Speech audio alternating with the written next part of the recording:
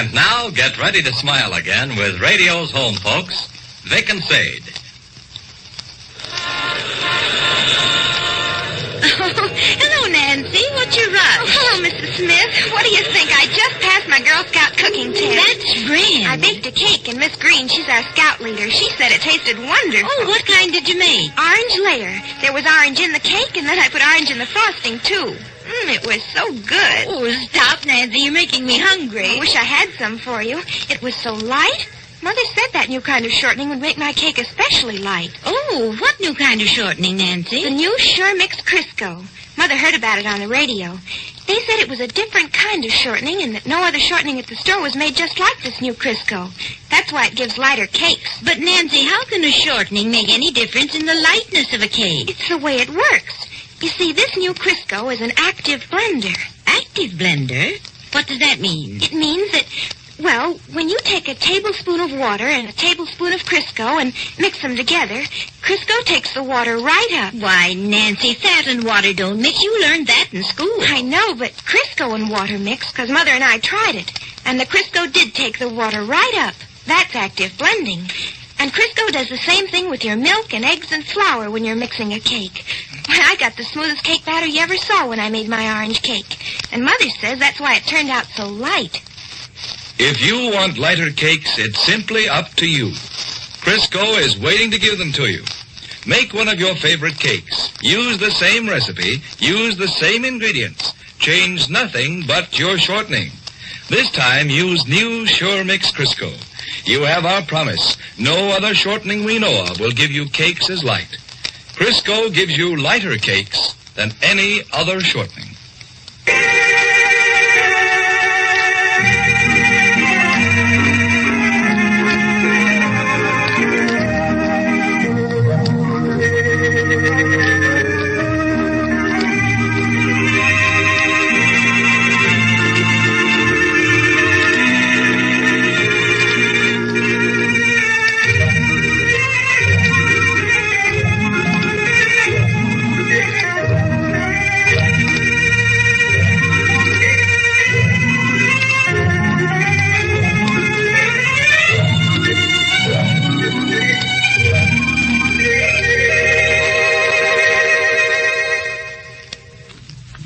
Well, sir, it's late afternoon as we enter the small house halfway up on the next block now.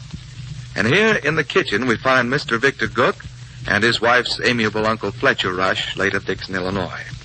Uncle Fletcher is holding forth at the moment, and we hear him say, "This fellow, Art Gummers, invented a fish stretcher. Idea was you go fishing and then bring your catch around to Art's place, and he'd stretch your fish for you on this contraption of his, and they'd look bigger when you showed them off to your friends. Art figured he'd make in the neighborhood of $40,000 on that invention. By George, he never realized a dime. Trouble was, people refused. Who's that? Huh? Somebody's coming in the front door. You nervous, Vic? No. You say? Act jumpy as a cat. Hi. It's only Rush. Rush, huh? Yeah. Fine. Hi, Rush! Oh, Uncle Fletcher. No, this Art Gummers never realized a dime on his fish stretcher. Bought a horse and buggy on tick on the strength of it, got married on the strength of it, and sent his brother to barber college on the strength of it, and never realized a dime. Is that it? Where's your mother? Downtown shopping, I guess. Believe she mentioned a wash rag sale at Hamilton's this noon. How are you, Uncle Fletcher? Yes, sir. You're a good boy, Rush. Thanks. I've been down at the YMCA ever since school let out. Fat man playing handball? No, there's a celebration on. This week is the 120th anniversary of the birth of Sir George Williams, the founder of the YMCA. Oh? Me and most of my friends spend so much time at the YMCA, we feel like we got a right to take part in the celebration. What's this, Rush? They're talking about the YMCA. Oh! It was started by Sir George Williams 120 years ago this week. Fine. Horse blanket, old heater plate. Yeah. Step to the pantry and bring out the 2 articles you'll see on the bottom shelf at once. Apple? No. Hop along.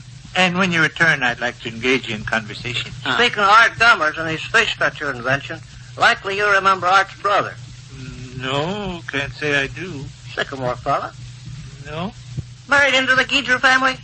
No. Alarm clocks, huh? Bring him here. 2 of them. Yeah, bring him here. That was a funny thing. New alarm clocks, huh, Gov? Yeah. Where'd they come from? I bought them. Art's brother's name was Raleigh, I believe. How'd you happen to buy 2 new alarm clocks? These alarm clocks presents for somebody, Guff? No. Sit down. Okay. Art and Raleigh Gummer also had a sister. That's so. Your chair comfortable, Rush? Yeah. That's good. Hey, what's the idea? You don't mind having a pleasant little chat with your father, do you? No. Just relax and take it easy. Art and Raleigh Gummer's sister's name was Florence. Excuse me, Uncle Fletcher. I got a little something I want to say to Stokepoker here before his mother gets home. Fine. Have I done something, Guff? You've done nothing reprehensible, I assure you. On the contrary, your recent conduct has been most laudable. Keep up the good work. Uh-huh. Your chair is comfortable? My chair is fine. Hey, what's the idea? No idea in particular. I fixed for spending money. Spending money. Do you have sufficient cash for your current needs? Fly on the ceiling, by George. I got 11 cents. That is a modest sum.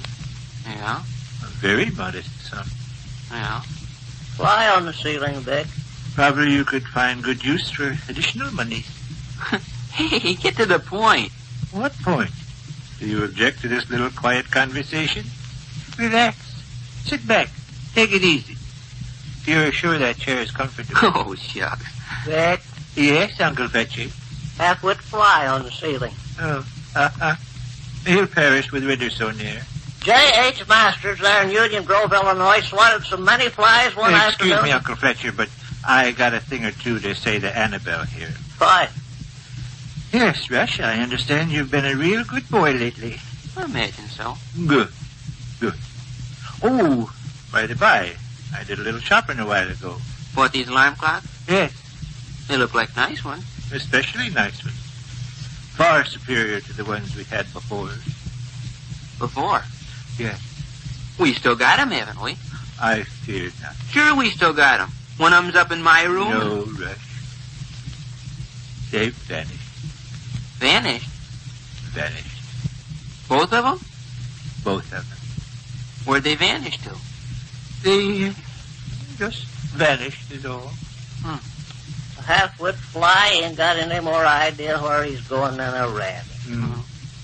Walked along the ceiling a while, flew over to the gas stove, flew over to the sink, strolled around on the floor. Now he's back on the ceiling again. He's got no idea where he's going. Shucks. Egg yolk, old currycomb. I bought these 2 alarm clocks for a special reason. Yes, and you offered me money and asked me if my chair was comfortable for a reason, too. I suppose I might as well be frank. You say our old alarm clocks have vanished? Vanished. Uh-huh. Why do you say uh-huh in such a knowing way? I think I know what happened. What happened? You tried to fix our alarm clocks and busted them. Not so fast now. Let me explain first that Almost got the lame brain that trip, by George. I... Flies are pretty smart customers getting out the way. Didn't I hit the nail on the head? Didn't you get to monkeying with our alarm clocks and bust them?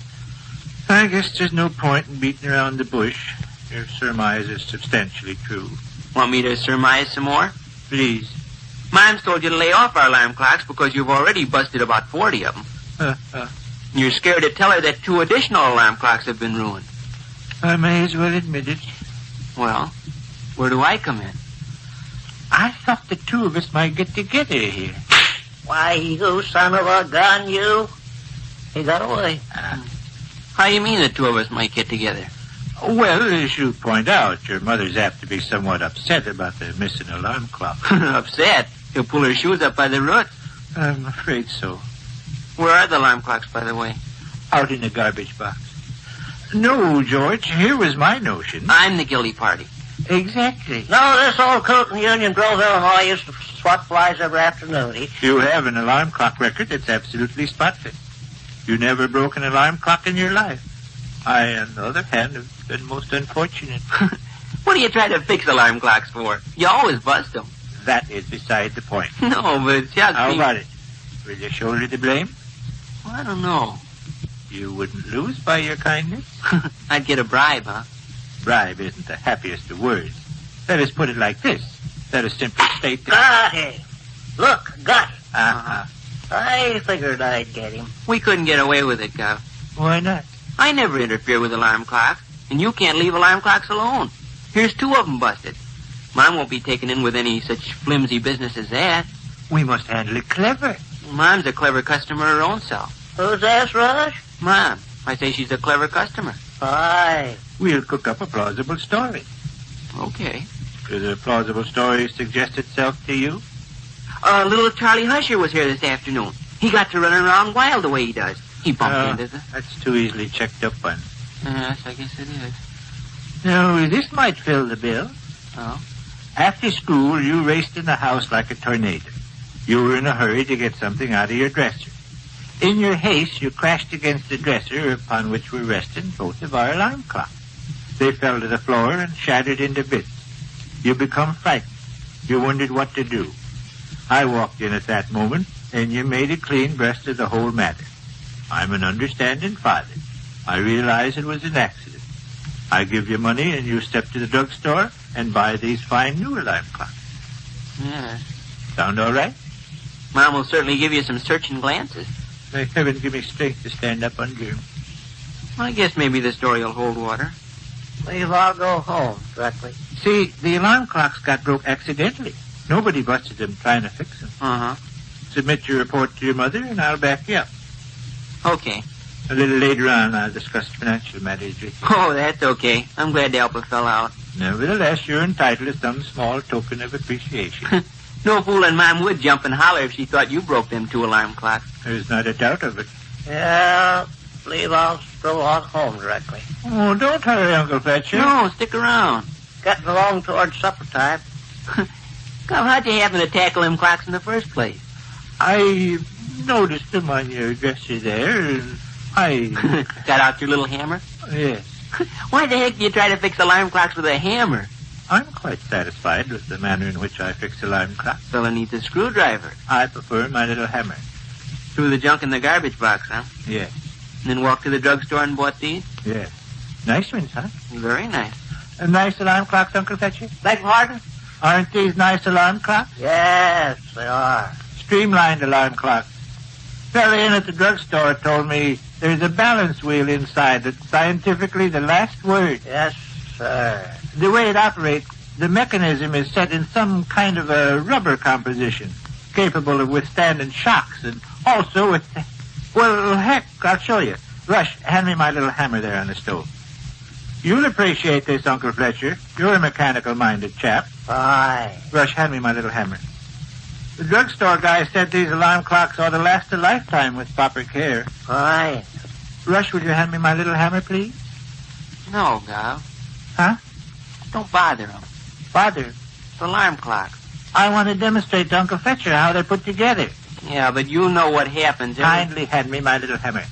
Please, Gov. Fine. Fine. Rush. No, Gov.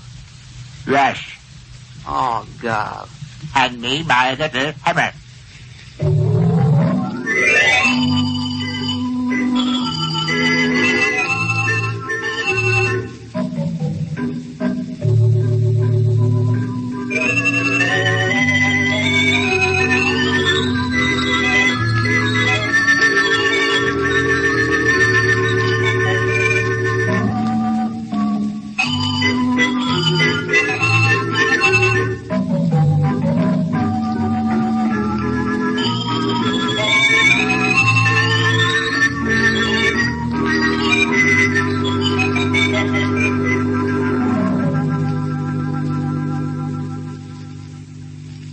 Which concludes another brief interlude at the small house halfway up in the next block. And here we leave Vic and Sade until the next time. Tell me, how many of you ladies listening in actually use lava soap? Well, say, all of you who use lava can't help but like it, but what I'm getting around to is we'd like to hear from you. We'd like to hear why you like lava and any new uses you found for it.